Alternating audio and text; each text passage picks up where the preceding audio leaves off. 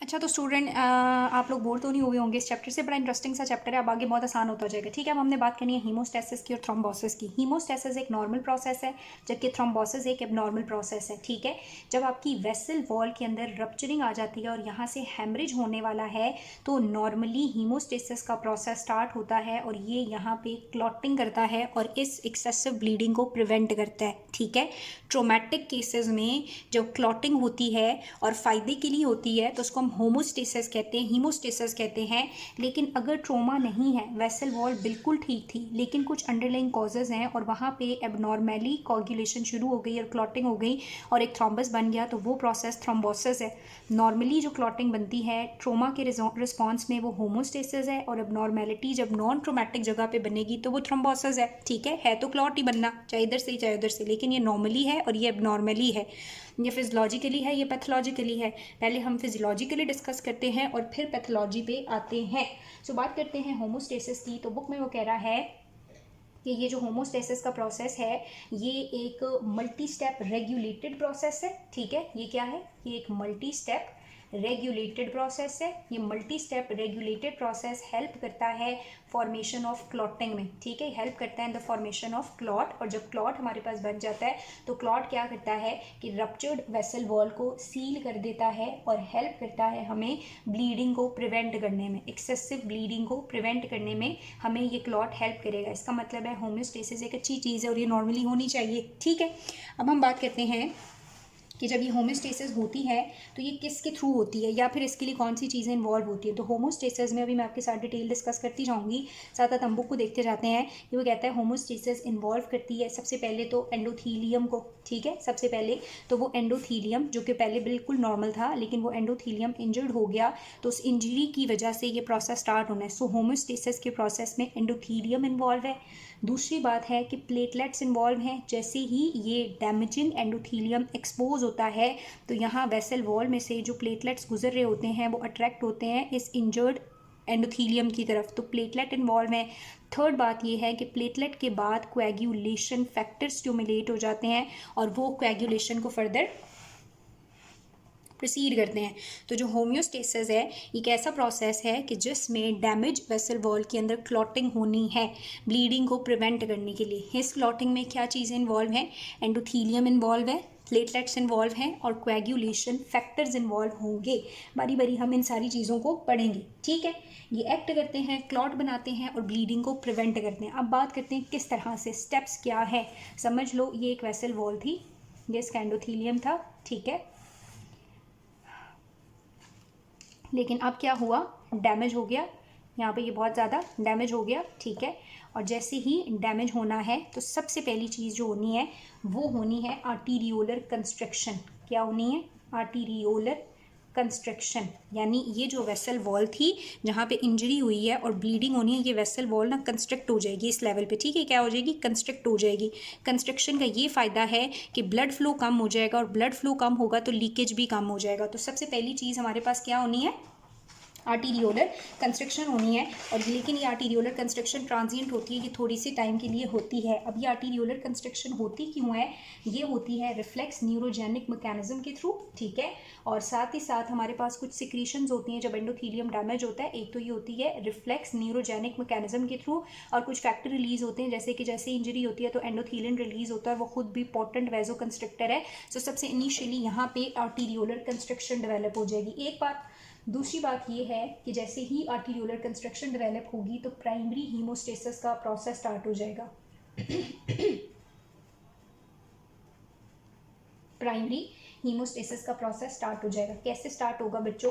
जब ये एंडोथीलियम बिल्कुल नॉर्मल होता है ना तो बहुत सारे फैक्टर्स एक्सपोज नहीं होते, लेकिन जब ये एंडोथीलियम इंजर्ड हो जाएगा तो यहाँ पे एक्सपोज होना शुरू हो जाता है। एक तो कोलेजन। ठीक है, क्या एक्सपोज हो रहा है? कोलेजन। और दूसरा यहाँ पे एक फैक्टर होता है जिसे हम कहते हैं वॉन विलीब्रैंड फैक्टर। क्या कहते हैं? Von Willebrand factor. तो वो ये कह रहा है कि जैसे ही एपिथीलियम की डिस्ट्रप्शन हुई, एंडोथीलियम की सॉरी जैसे ही एंडोथीलियम की डिस्ट्रप्शन हुई, इसकी वजह से फैक्टर्स एक्सपोज हो गए। कौन सा फैक्टर एक्सपोज हुआ? कोलेजन। Von Willebrand factor. जैसे ये एक्सपोज होते हैं तो इनके लिए जो रिसेप्टर हैं वो होते हैं प्लेटलेट्स के पास। किसके पास होते हैं? प्लेटलेट्स के पास। प्लेटलेट जो है वो अपने रिसेप्टर के थ्रू आएगा और वॉन विलीब्रेंड फैक्टर पे अटैच हो जाएगा। ठीक है, क्या होगा कि प्लेटलेट जो है वो यहाँ पर अटैच होगा, एडहियर करेगा और उसकी एक्टिवेशन है। इसकी डिटेल हम थोड़ी आगे प्लेटलेट वाले टॉपिक में भी पढ़ेंगे। अभी इतना याद रखो कि प्लेटलेट्स ने क्या करना है, आकर इन वॉन विलीब्रेंड फैक्टर्स के ऊपर अटैच होना है और प्लेटलेट की इस जगह पर एक्यूमुलेशन स्टार्ट हो जाएगी। क्या स्टार्ट हो गई है? प्लेटलेट की एक्यूमुलेशन स्टार्ट हो गई है। प्लेटलेट्स यहाँ पे आके एडहीजन करेंगे और एक्टिवेशन होगी। ठीक है, प्लेटलेट्स की क्या होगी? एडहीजन होगी और एक्टिवेशन होगी। प्लेटलेट की एक्टिवेशन के लिए दो चीज़ें ज़रूरी हैं। ठीक है, प्लेटलेट की एक्टिवेशन के लिए दो चीज़ें ज़रूरी हैं। प्लेटलेट जब यहाँ पर आकर अटैच होते हैं तो एक तो ये करते हैं कि फ़ौरन अपनी शेप चेंज करते हैं। पहला प्रोसेस क्या करते हैं? प्लेटलेट्स अपनी शेप चेंज कर लेते हैं। दूसरी बात ये है कि ये सिक्रीशंस करते हैं। क्या करते हैं? सिक्रीशंस करते हैं। शेप कैसे चेंज कर लेते हैं? कहता है ये डिस्क शेप में होते हैं लेकिन यहाँ पर आके ये फ्लैट शेप में हो जाते हैं ताकि ज़ाहिर है यहाँ पर जो डैमेज है, जो चीज़ हुई हुई है, उसको यहाँ से कवर किया जा सके और कवर किया जा सके तो ब्लड लीकेज को कम किया जा सके। तो एक तो ये अपनी शेप चेंज करते हैं, दूसरा ये सिक्रीशंस करते हैं। ठीक है, अब उन सिक्रीशंस के अंदर बहुत सारे फैक्टर्स हैं और वो फैक्टर्स क्या करेंगे? फर्दर प्लेटलेट्स को यहाँ पे बुलाएंगे। ये सिक्रीशन रिक्रूट करेंगी, फर्दर प्लेटलेट्स को यहाँ पे बुलाएंगी और प्लेटलेट एग्रीगेशन करेंगी। क्या करेंगी? Platelet aggregation. तो इंजरी हुई, वॉन विलीब्रेंड और कोलेजन एक्सपोज हुआ और नॉर्मली कुछ प्लेटलेट्स ने आके बाइंड किया। बाइंड करते साथ उन्होंने एक तो अपनी शेप चेंज कर ली और दूसरा उन्होंने सिक्रीशंस की। वो सिक्रीशन ब्लड में से, वेसल में से मजीद प्लेटलेट्स को इधर बुलाएंगी और यहाँ पे जहाँ पे इंजर्ड एपिथेलियम था यहाँ पे अब क्या होना शुरू हो गई है? प्लेटलेट एक्टिवेशन और उसके बाद प्लेटलेट एग्रीगेशन। क्या स्टार्ट हो गई? Platelet aggregation. अब होना है हमारे पास नेक्स्ट स्टेप जिसे हम कहते हैं सेकेंडरी हीमोस्टेसिस। क्या कहते हैं? Secondary haemostasis. फॉर एग्जांपल ये आपका एपिथेलियम था और यहाँ पे इंजरी हो गई। ठीक है, तो इंजरी के बाद यहाँ पे आपको पता है क्या आना शुरू हो गया? प्लेटलेट। वो यूँ डिस्क शेप में थे लेकिन अब वो फ्लैट हो गए। प्लेटलेट आए, बहुत सारे प्लेटलेट एग्रीगेट हुए, लेकिन ये जो प्लेटलेट प्लग होता है इसको हम प्राइमरी प्लग भी कहते हैं और ये थोड़ा लूज होता है। ठीक है अगर ब्लड फ्लो तेज़ हुआ मे बी ये डिस्प्लेस हो जाए। ठीक है, तो इसलिए सेकंड चीज़ होती है जिसे हम क्या कहते हैं? Secondary haemostasis. क्या होती है? सेकेंडरी हीमोस्टेसिस, ताकि इस प्लग को पक्का किया जाए। सेकेंडरी हीमोस्टेसिस में वो कह रहा है कि आपके पास एंडोथेलियम की इंजरी की वजह से टिश्यू फैक्टर बी एक्सपोज हो जाता है। क्या एक्सपोज होता है? टिश्यू फैक्टर बी एक्सपोज हो जाता है और टिश्यू फैक्टर की एक्सपोजर की वजह से फैक्टर 7 स्टिमुलेट हो जाता है, एक्टिवेट हो जाता है। अब कोएगुलेशन स्टार्ट होनी है। ठीक है, असल में प्लेटलेट एग्रीगेट हो गए हैं। दूसरी चीज़ क्या होनी है कि यहाँ पे फिब्रिन ने आके अभी डिपॉजिट होना है। फिब्रिन जिस पाथवे के थ्रू आके डिपॉजिट होता है उसे हम कहते हैं कोएगुलेशन। और ये कोएगुलेशन दो पाथवेज में होती है, इंट्रिंसिक भी और एक्सट्रिंसिक भी। जब टिश्यू फैक्टर एक्सपोज होएगा तो फैक्टर 7 स्टिमुलेट होगा, इसका मतलब है एक्सट्रिंसिक पाथवे चलेगा। ठीक है, फैक्टर 7 जब स्टिमुलेट होता है तो ये स्टिमुलेट कर देता है फैक्टर 10 को। ये आपने पीछे फिजियोलॉजी में पढ़ा हुआ है, यहाँ पे इनकी डिटेल्स इतनी ज़रूरी नहीं है। फैक्टर 10 जो है in the presence of calcium sorry stimulate कर देगा फैक्टर 2 को। फैक्टर 2 प्रोथ्रोम्बिन है और ये किस में कन्वर्ट हो जाएगा? थ्रोम्बिन में। ठीक है, एक्टिवेट हो जाएगा। ये थ्रोम्बिन क्या करता है? ये थ्रोम्बिन कन्वर्ट करता है फिब्रिनोजन को फिब्रिन में। किस में? फिब्रिन में। और फिब्रिन आके डिपॉजिट होना शुरू हो जाएगा और सीलिंग बड़ी पक्की हो जाएगी। ठीक है, क्या हुआ? टिश्यू फैक्टर एक्सपोज हुआ, टिश्यू फैक्टर के एक्सपोजर की वजह से फैक्टर 7 एक्टिवेट हुआ, फैक्टर 10 एक्टिवेट हुआ, फैक्टर 2 हुआ, उसने फिब्रिनोजन को फिब्रिन में कन्वर्ट किया और फिब्रिन यहाँ पर आके फिब्रिन क्रॉस होना शुरू हो गया और यहाँ पे आके डिपॉजिट हो गया। जब फिब्रिन आके डिपॉजिट होता है ना तो अब हम इसको कहते हैं सेकेंडरी प्लग। अब हम इसको क्या कहते हैं? सेकेंडरी प्लग कहते हैं। तो सीक्वेंस समझ आया? बात समझ आई? बेसिक कॉन्सेप्ट है, प्रीवियसली भी पढ़ा हुआ है, दोबारा से रिपीट नहीं करूँगी। तो सेकेंडरी हीमोस्टेसिस में क्या होना है? फिब्रिन की डिपोजिशन हो जानी है। पहले आपके पास प्लेटलेट एग्रीगेशन थी लेकिन अब क्या डिपॉजिट हो गया? फिब्रिन। अब क्या है कि यही वाला जो क्लॉट है इस क्लॉट ने स्टेबलाइज होना है। क्या होना है? इस क्लॉट ने स्टेबलाइज होना है। कैसे स्टेबलाइज होगा? नीचे जो प्लेटलेट्स हैं और प्लेटलेट्स के ऊपर जो फिब्रिन आ गया ये मिल के कॉन्ट्रैक्चर का प्रोसेस करेंगे। जैसे वो पता है आपको घरों में ऐसे चरपाइयों में रस्सी डालते हैं और एंड पे इसको खींचते हैं और बस ये मजबूत हो जाती है।